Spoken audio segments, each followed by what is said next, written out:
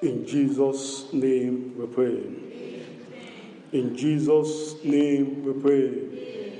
Shall we all rise up, please? Let us pray. Father, we thank you, Lord, for bringing us to the climax of our special Sunday service today. Today being the day that people are celebrating mothers in our society. And the day, Lord, we're also dedicating a baby of one of our family. Thank you, Lord, for the things you are doing for us since we started this service, Lord. Father, we worship and we exalt your name, Lord. We give you the glory, we give you the honor, Lord, in Jesus' name.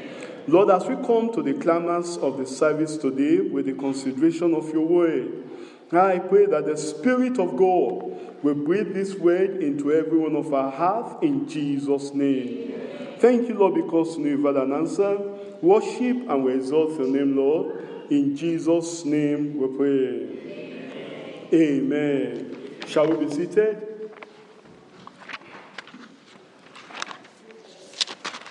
Let's open our Bibles to Judges chapter 21. Today being a special day, like you all know, all over the world, we're celebrating mothers. And I hope those of us who still have mothers on earth here, you've celebrated your own mother already. And for our brothers, just the challenge I'm going to give to all of you, that I've started doing that already since yesterday, that you should celebrate your wife. Do you understand? And our wives who are here, go back to, when you get home today, tell your husband that this is what Pastor said, that your husband should give you a treat today. Amen? And, if you don't know the debit card number of your husband, today is the day to get the debit card number. Praise the Lord. I said today is the day to get the debit card number. So get the debit card of your husband and say, Pastor says you should give me a treat today. and get that number and just go online and do whatever shopping you want to have. Brothers, do I have your permission? Where are the husbands who are here now? Do I have your permission? Praise the Lord. But also do that with consideration of the budget in the family as well. Don't overspend and then you put your husband on the reverse gear. Praise the Lord. Today is a special day, and not only for us, not only the Mother's Day, like we said already, we've done the dedication of one of our child, and that's why we are considering a message like this, also in line with what we study. See the way God does bring things together, in line with what we study in our search the scriptures today as well. If you go back to Judges chapter 21, Judges chapter 21, I'll read verse 25 of Judges chapter 21. In those days, there was no king in Israel. Every man did that which was right in his own.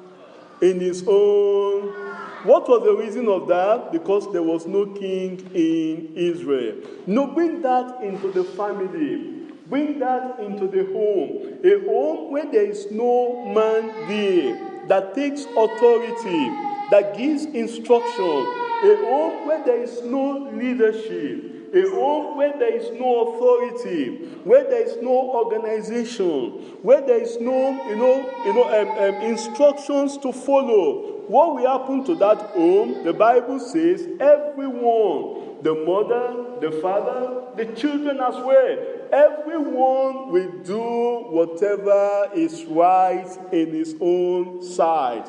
And as a result of that, there will be confusion. As a result of that, there will be chaos. As a result of that, there will be disorderliness. As a result of that, there will be unrighteousness, because there is no control, because there is no law, because there is no instructions, because there is no restriction. Everyone will do whatever is right in his or her own eyes.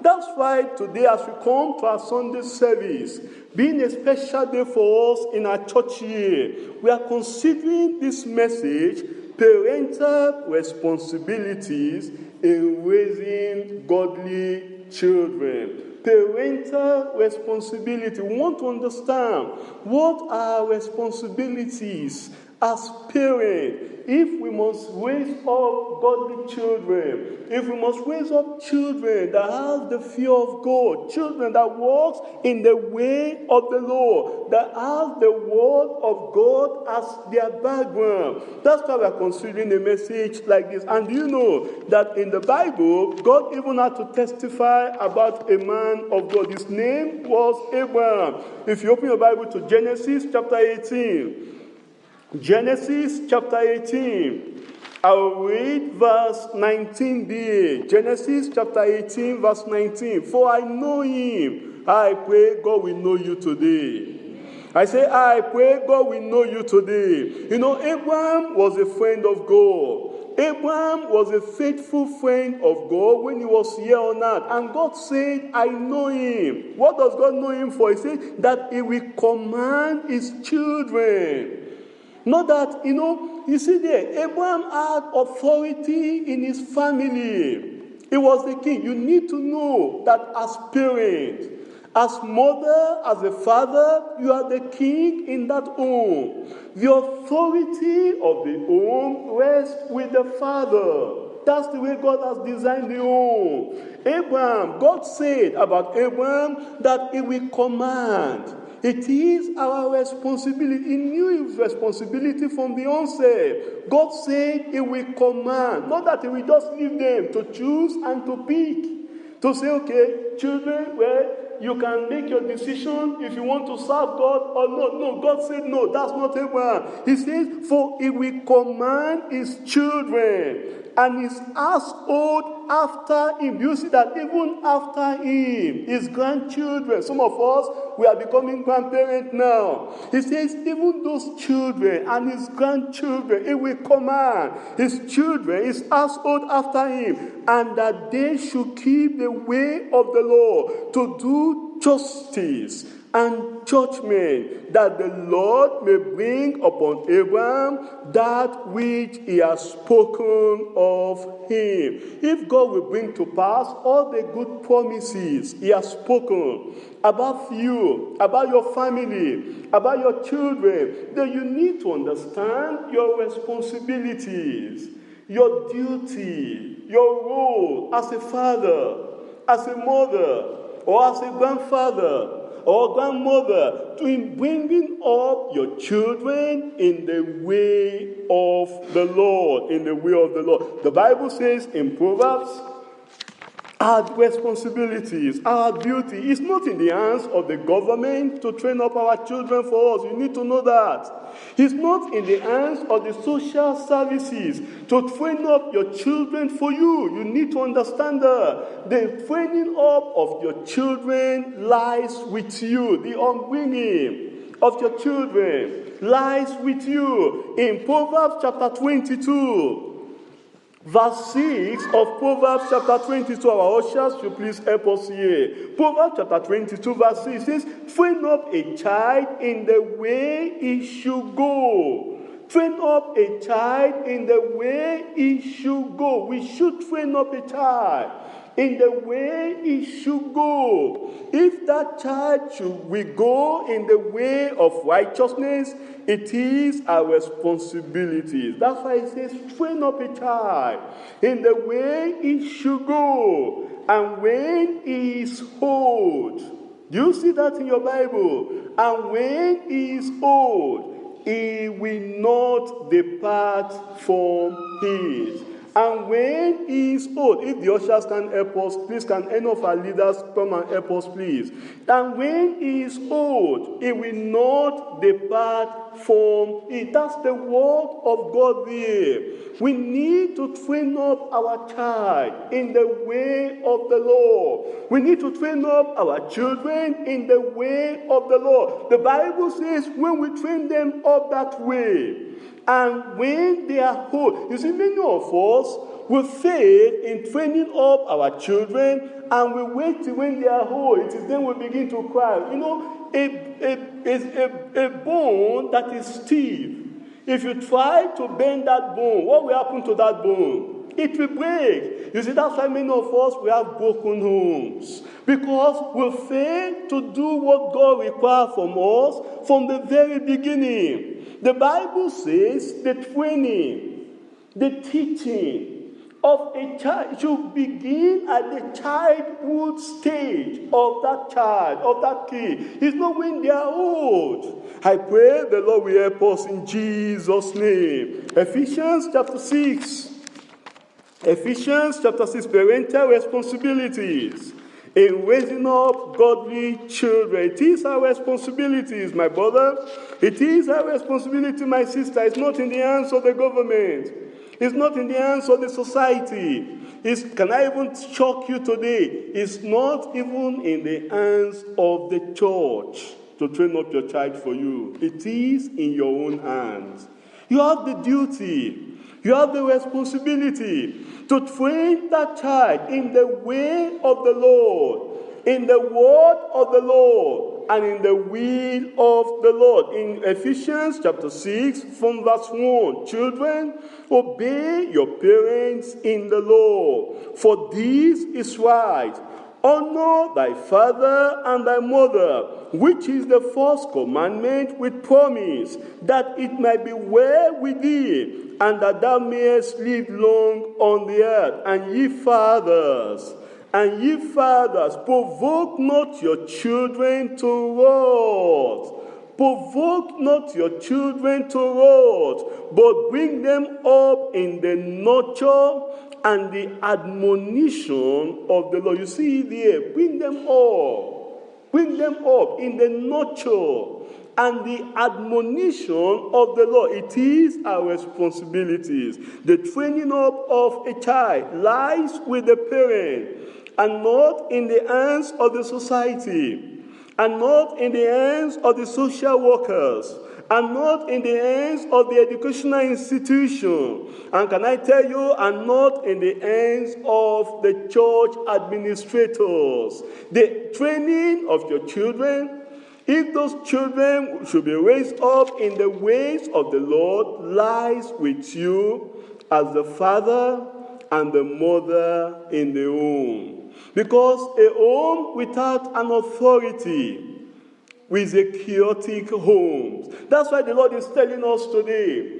that we need to establish government in our home. We need to establish organization in our home. We need to know what is our duty, what are our roles, what is expected of us in training up our children in the way of the Lord. That's why for better understanding of our message today, we want to consider this under 3 subheadings. Point 1, we consider the precepts and requirement for raising godly children. The precepts and requirement for raising godly children. Then point 2, we consider parental roles in relating grace to our children. Parental roles. If we must relate grace to our children, introduce the grace of Christ to our children, we need to understand what are our rules, what is expected of us, what are the duties, what are the things we need to do. This we consider in point 2, parental rules in relating grace to our children. And when we do all this, then number 3, there will be prosperity and radiance through ransom gracious children. With prosperity, there will be prosperity. The children that will prosper, they will radiate the honor of God. Our children will be high up there. And this the Lord will do for us in Jesus' name. Can I hear a louder amen? Let's go straight to point 1, the precepts and the requirement for raising godly children. The precept. Let's go back again to Genesis. Genesis chapter 18. Genesis chapter 18. I'll read verse 19 there of Genesis chapter 18. You see what the Bible says? Therefore I know him, that he will command his children and his household after him, and they shall keep the way of the Lord to do justice and judgment. You see that they shall keep the way. That's the precept. You know, the manual of training up our children in godliness and righteousness is not in the books of the society. It's not in the encyclopedias of the world. It's not in the institutions of the world. It's in the way, the justice and the judgment of God. If you must have a manual, the constitution in raising up godly children lies in the commandments, the justice, the judgment, and the teachings of the word of God. The Bible in Deuteronomy, open your Bible with me to Deuteronomy. Let's see it in Deuteronomy chapter 6. Deuteronomy chapter 6. I'll read from verse 1 of Deuteronomy chapter 6. Now, these are the commandments, the statutes, and the judgment which the Lord your God commanded to teach you, that ye might do them in the land whither ye go to possess it. Now, you see there, now these are the commandments. The commandment of the word of God is the precept that we need, is the manual that we need. If we must raise godly children in our society today, the commandment, you cannot surpass the commandment of the word of God from the home.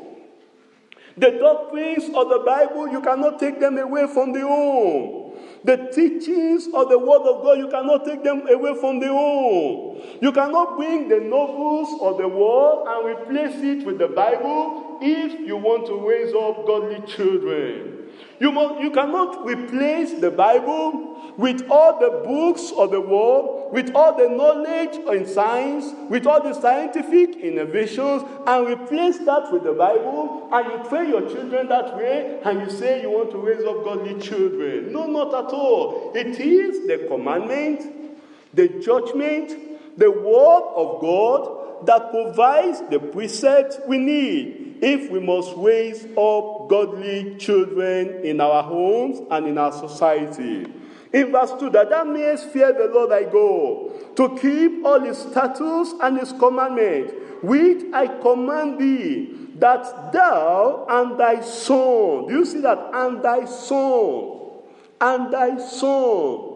thy children. When you say thy son there, it also includes thy daughter. It's not just only son. If you have sons and daughters, congratulations, it includes your daughter as well. If you have only sons, your sons. And the Bible says not only your son, it says, and thy son's son, thy grandchildren.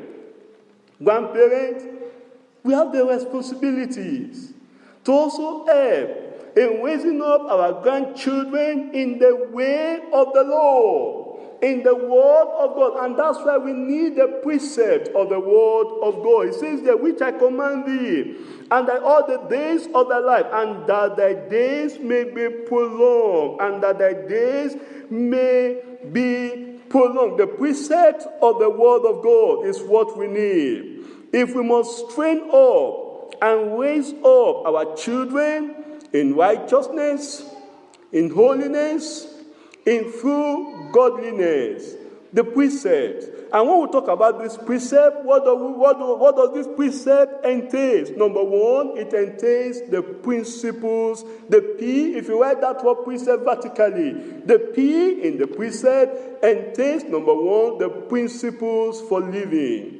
If you want to find the principles of living, for living here on earth, it's in the Bible. It's in the precept of the Word of God. That's why you must read the Bible.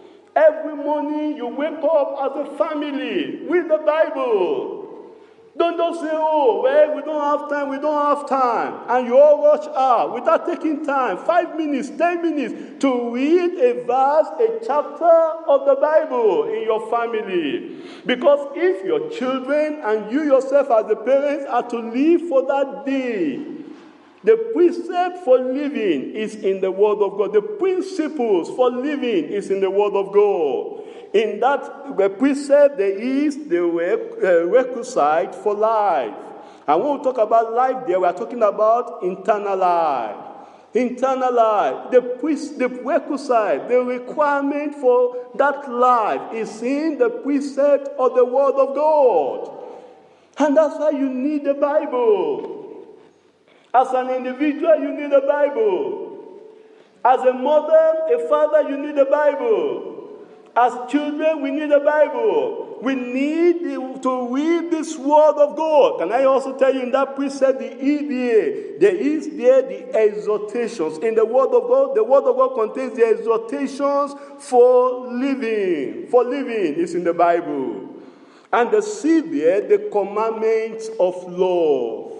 The commandment of love is in the Bible. All the commandments of God, they are not grievous, the Bible says. They are not grievous, but they are of love. That's why God has given us this commandment, because of his love, so that we can keep this precept. And can I also tell you that in the Bible, we'll find examples by lifestyle.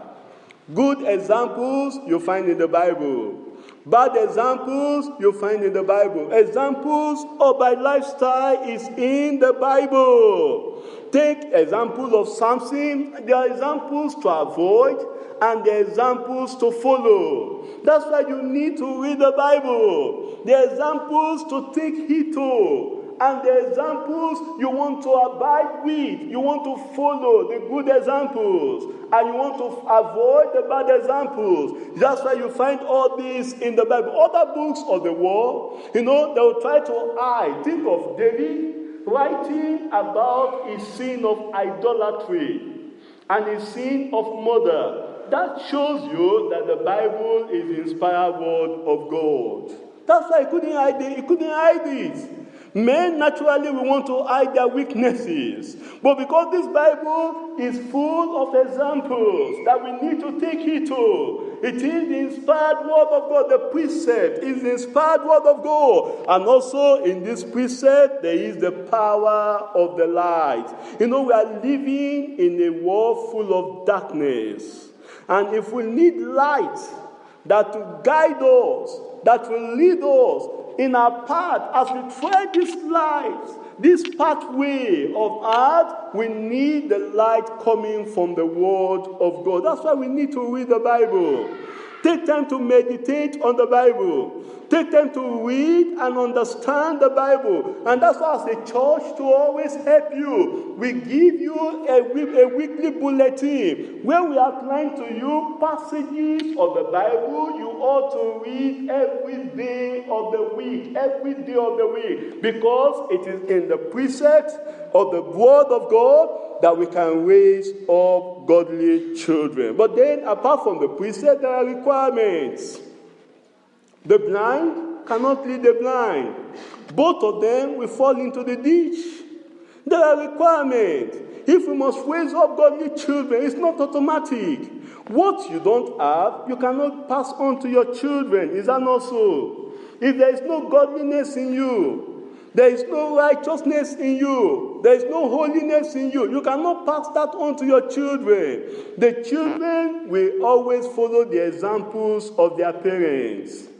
Children are made by their parents. You need to understand that. The blood flowing through the children will always come from the parent. And it is what you have, you will give to your children as well. That's why there are requirements. If we must raise godly children, number one, there must be contrition for sin. If there is still sin in your life, you are still living in immorality, in drunkenness, in lying, in fighting, you cannot raise up godly children. There must be contrition of sin in your heart. Then number two, there must be conversion from sinfulness. Conversion from sinfulness. That conversion must be there.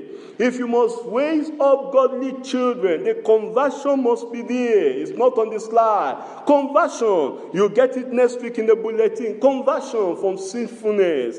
Number three, there must be the commitment of saints. We must be committed as saints. I say we must be committed to do this. And then number four, there must be the compassion as soulmate. Parents, there must be the compassion. You must have compassion for your children. If you must raise those children up in the way of the Lord, in the way of righteousness, your heart must be full of love. There must be the compassion as soulmate. And then number five, there must be the care for sons and daughters. You must care for them. It's not just to teach them the Bible. It is your responsibility to provide for your home. As father, it is your responsibility. As mothers, it is your responsibility to take care of those children. Provide every means for them. You might say, okay, well, I'm not working, but you have the kitchen. You have the responsibility to take care of the home, provide every food for your children. That's it. There must be the care. And then there must be the commitment as a soldier, the consecration as a soldier. It takes time and effort. It takes time and effort to train up these children. It's not easy. As these children are going, it takes effort. You must be committed to it as a soldier. You must be given to it as a soldier. Don't be weary. You know, children, they always want to have their way. And if you, as a parent, you don't have the mind, the strength as a soldier, the commitment of the soldier, you will easily yield to their tendencies. But if you take your stand and say, well, this is what, it might take time.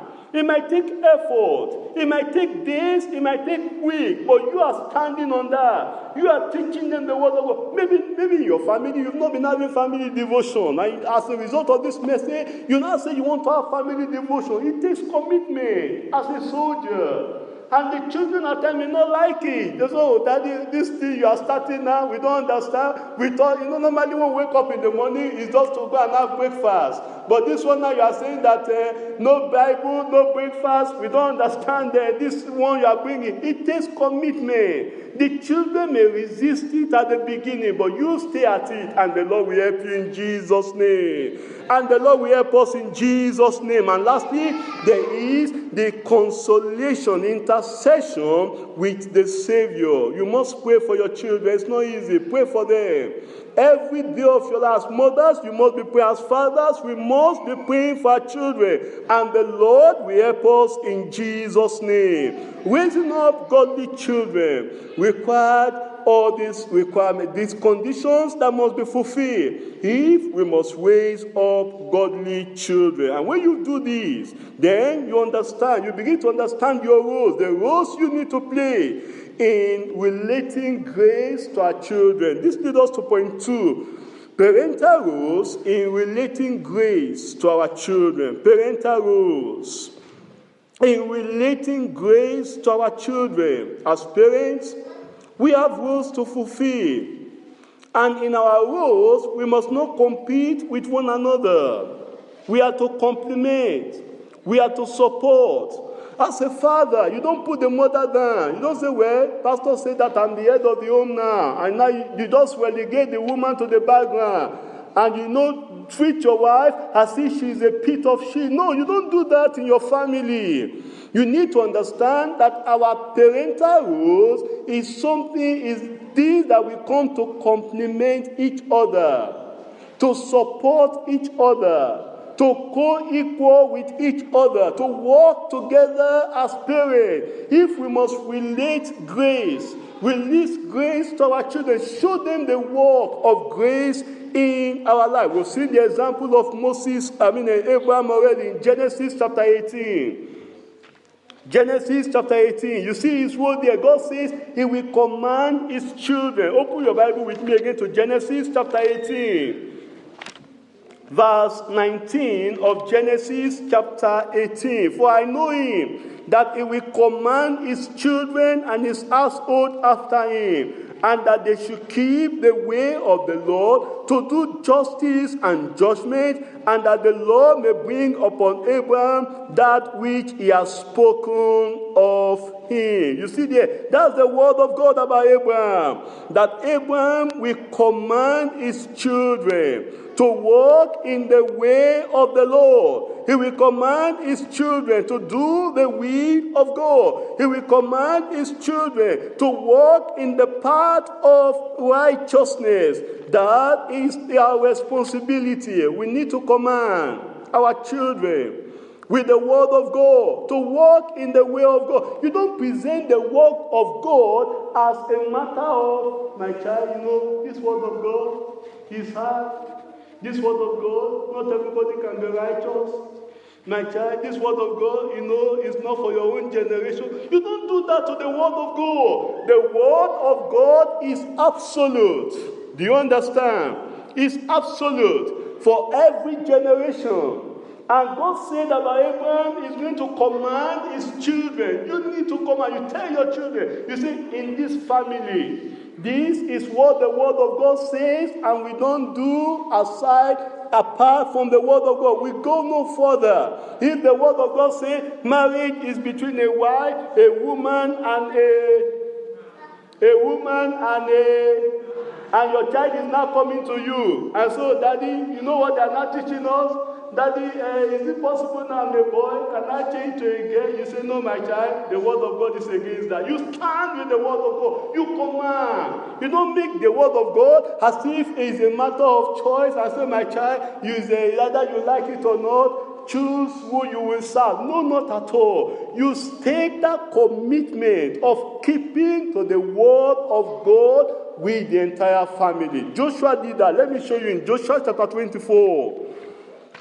Joshua chapter 24. He did not wait for the opinion of the children. He knew that he is the king in that family. You are the king as the man in that family. You are the king. You must stand in the word of God. In Joshua chapter 24. In verse 15 of Joshua chapter 24. And if it seems evil unto you to serve the Lord, choose you this day whom you will serve, whether the gods which your fathers served that were on the other side of the flood, or the gods of the Amorites in whose land you dwell. But as for me, say it now, as for me, did he say as for me and me alone? Did Joshua say that? No. He knew that it was his responsibility in relating grace to his family. He knew that that was his own responsibility. He cannot shift that responsibility to the government. He cannot shift that responsibility to the church. He cannot shift that responsibility to the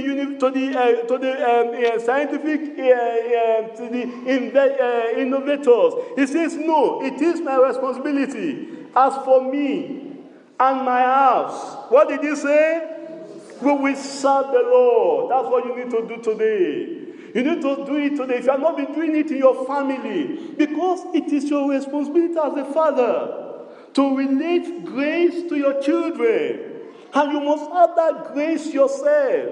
You must have that grace in your own life. When we talk about the grace here, we are talking about God's gifts at Christ's expense. That's the grace we are talking about. God's riches at Christ's expense. You must have it. As a father, you must have it.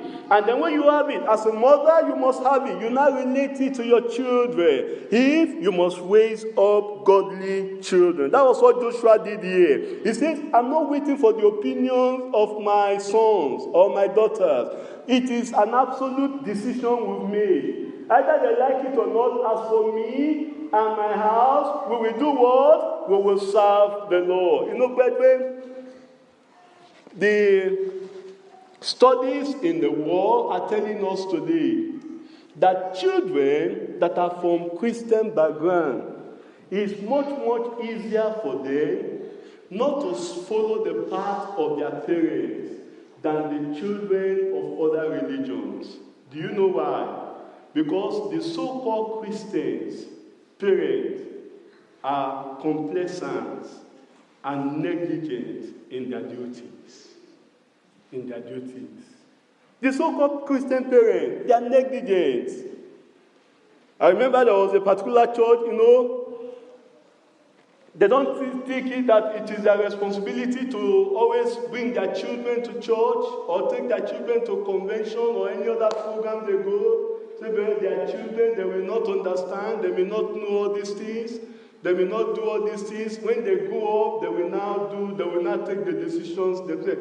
But all the other religions won't do that. Do you know that? They won't do that. Any of their festival, they go with the entire family. Any of the things they do, that's why those children, think of those children from other religions. You will see that it is most difficult for them to come out of that religion because of what their parents did for them. That's why the Lord is telling us today, if they can do that, much more we.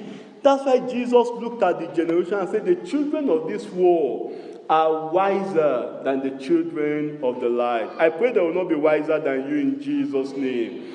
God said about Abraham, he will command his children. He will command it. He will tell the children, this way is the way we follow in this family. And we go no further. There are some things we will not allow in the life of our children if we are not parents that are negligent. That's it. I pray the Lord will help us in Jesus' name. The Lord is calling us today. Look at what David did to Solomon when David was about to depart. In 1 Chronicles chapter 28, parental roles in relating grace to our children. 1 Chronicles chapter 28. Chapter 28, I will read from verse 10 of 1 Chronicles chapter 28. Now therefore in the sight of all Israel the congregation of the Lord, and in the audience of our God, keep and seek for all the commandments of the Lord your God, that ye may possess this good land, and leave it for an inheritance for your children after you forever. And thou, Solomon, my son, Know thou the God of thy father. I'm asking you, as a father, have you taken time to tell your children, pick them one by one and say, and thou, my son, know thou the God of your father. If you don't have that God, you can introduce your children to that God. If you yourself are not born again, you cannot introduce the experience to your children. That's why we are telling you, you must have that grace before you can introduce that grace also to your own children. He says that David had the grace, he knew God. And he told his son, Solomon, and he didn't do that privately. He said it in the eyes of all the congregation, all the whole nation, and said, Solomon, thou my son, know the God of thy father, and serve him with a perfect heart and with a willing mind. Look, at this time, David was talking to Solomon. Solomon was already a young man. Do you understand? He did not say, oh, because he's a young man, well, he can take the decision himself. He still told him, no matter the stage, the age of our children, they are still our children. Do you understand? And it is our responsibility to relate grace to them. It is our responsibility to show them the path of righteousness. It is our responsibility to show them the way of the Lord. And the Lord will help us in Jesus' name. We need to do that, and we are going to do that. I say we are going to do that. We teach them. What does this role entail? Number one, teaching them the word of God. We need to teach them the word of God. Every morning, teach your children the word of God. At night, before they go to bed, teach them the word of God. During the day, teach them every opportunity you have with your children. Always teach them. Use experiences of life and relate it with the Bible to teach them the word of God. You train them in the work of the Lord. We need to train our children in the work of the Lord. Training them in the work of the Lord. Number 3, tutoring them in the will of God. It is our responsibility. Those children, when they may not understand, you have to tutor them.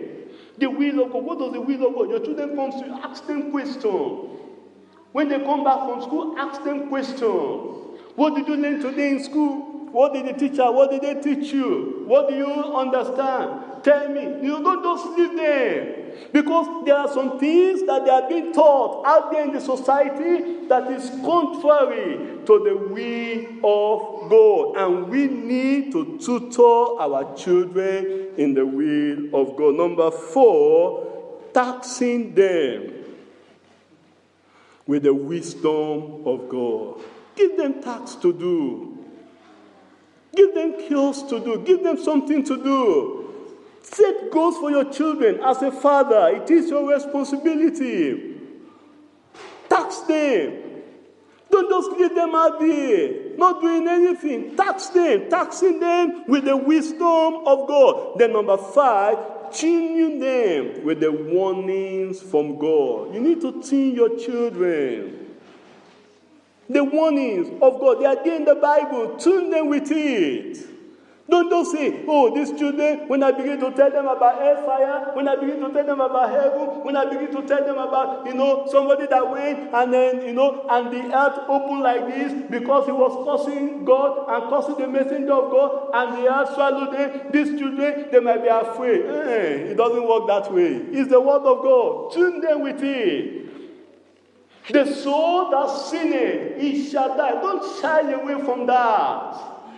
Don't say, oh, my children must not hear that. No, tune them with the warnings of God. Number 6, give them testimonies of your own worthy walk with God. Give them your own testimonies. How you got converted. You are experienced with some parents, their children don't even know their lifestyle. And they say, oh, my children, they must not know that I'm a fornicator before. Why? Why are you hiding away from that? Tell them. Tell them what the grace of God has done in your life. Share your testimonies with them. Your worthy walk with God. Tell them of all your past life, the mistakes you made, the sin you lived in. Tell them. Share your testimonies with them. And number 7, tutoring them in the work and the ministry of the Lord. You need to tutor them. Tailor them. You are going out for evangelism, let your children go out with you. Don't just leave them aside. You are doing the work of God, let the children see you. You know, there are sometimes, some of us will say, I don't want to see my children praying because when I'm praying, at times I may fall asleep. It doesn't work that way.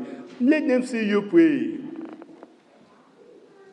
Let them see how you pray. Jesus Christ, the disciples, didn't they see how he prayed? And when they saw how he prayed, they now say, Master, Savior, Lord, teach us how to do what? How to pray. And lastly, we need to travel with washing with God for our children. Travel, pray with your children. Pray with them. You can set that time. We are told of Susanna Wesley. Susanna Wesley, she had 12 children. And every day, Susanna Wesley dedicated 1 hour to each of her children. When she would take those children, pray with them, talk with them with the word of God, pray with them, counsel them. Every day she did that. And you know, that woman, she gave the word John and Charles Wesley. I'm asking you as a mother, are you sitting at that time to pray with your children? As a father, do you set out time to pray? As a family, do you even have time for prayer and fasting? Do you say, my children, today we are going to pray and we are going to fast. We are going to wait upon God. Do you set out time? It is our responsibilities. These are our roles. If we must raise up godly children and give the world children that fears God. And the Lord will do this for us in Jesus' name. Remember, as we fulfill our roles, we need to understand the government that God has set up in the family. The husband is the head, it's not the tail. Do you understand? Women, are you with me? You as the man. Remember when there was no king in Israel, let the man be the king. Let him take decisions. Give honor to that man. Give him his place. Oh, you say, you come. You and the family is going to do something. You say, my husband, you are the king. God has made you. You need to understand that that's the way God has made it. God has made the husband the king. Give him that place. Give him the authority. Don't say because you earn more money than your husband, then you take over the position. There will be chaos in your family. But then, as the husband, you need to understand, I've said that before, the wife is not to be relegated to the background. You say, who are you? You, this woman.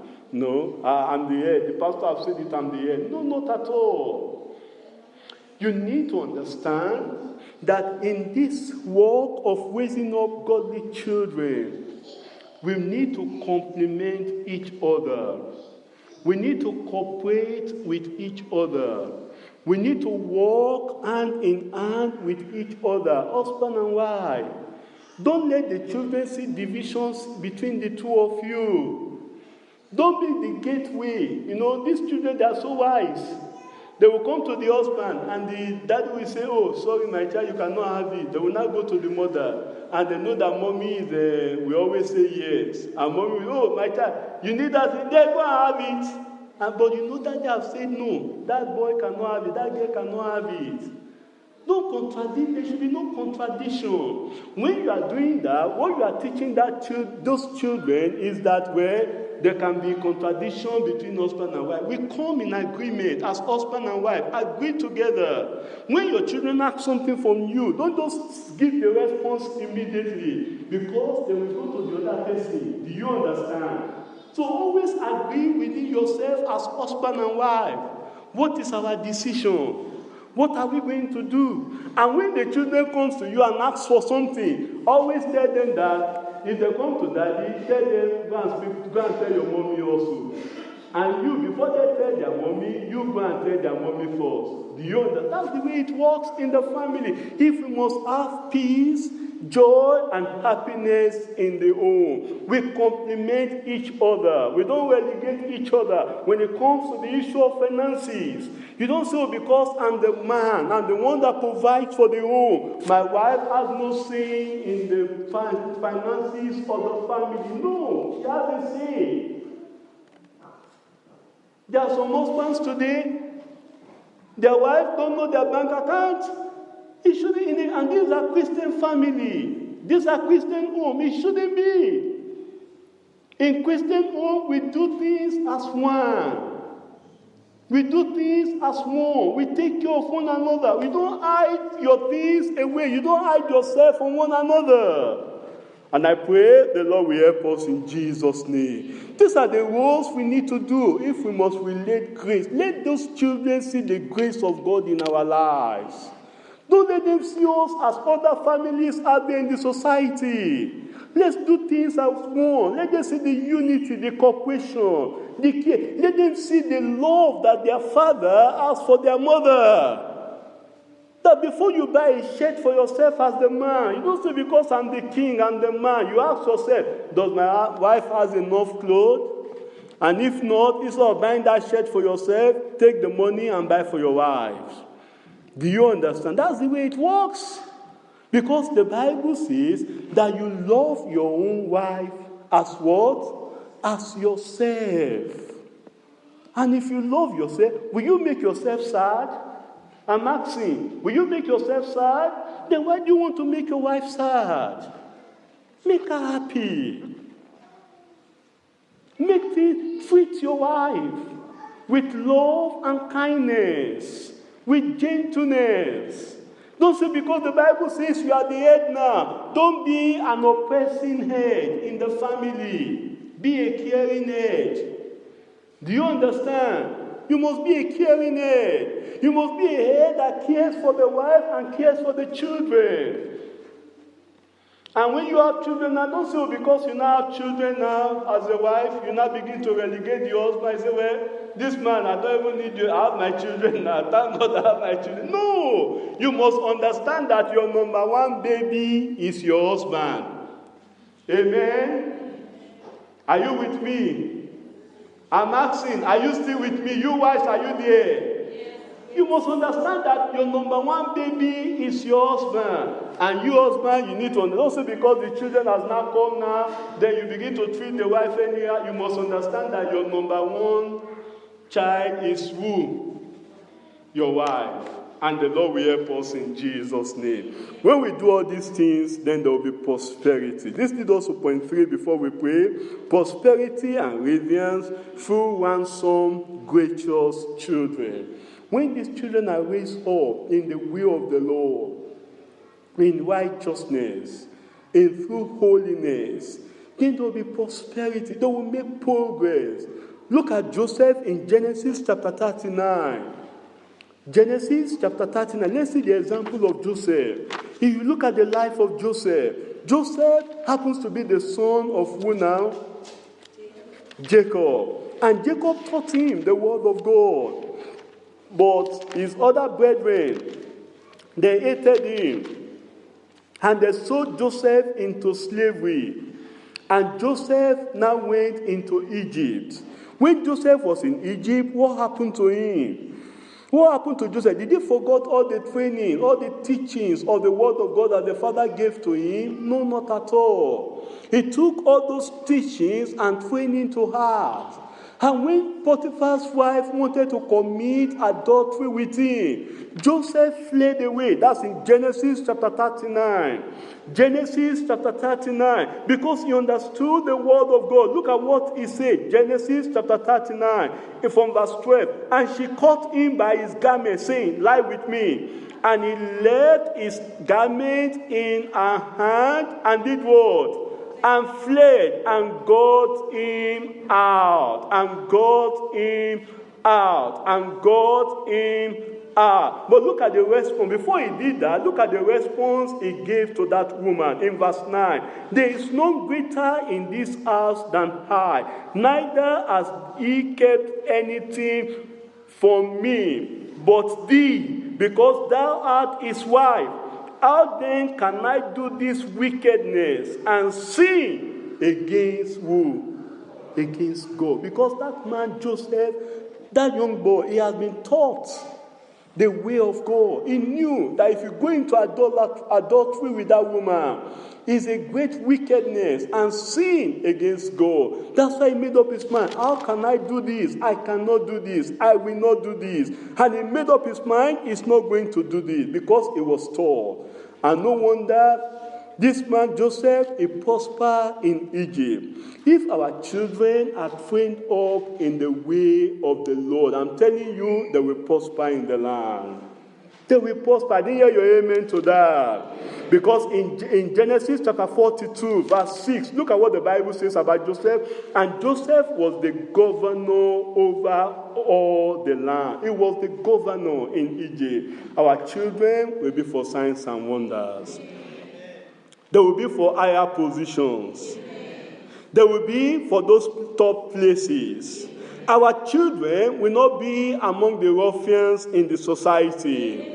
Our children will not be among the nuisance in the society. But then if we need to fulfill our role. We need to fulfill our responsibilities in bringing up these children in the way of the Lord. Yes, we provide good education for them. We provide good things for them. We provide clothing for them. We provide food for them. We need to understand, apart from all those provisions, we must train them and raise them up in the way of godliness and in the way of righteousness. When we do all these things, there will be peace. We ourselves will have peace.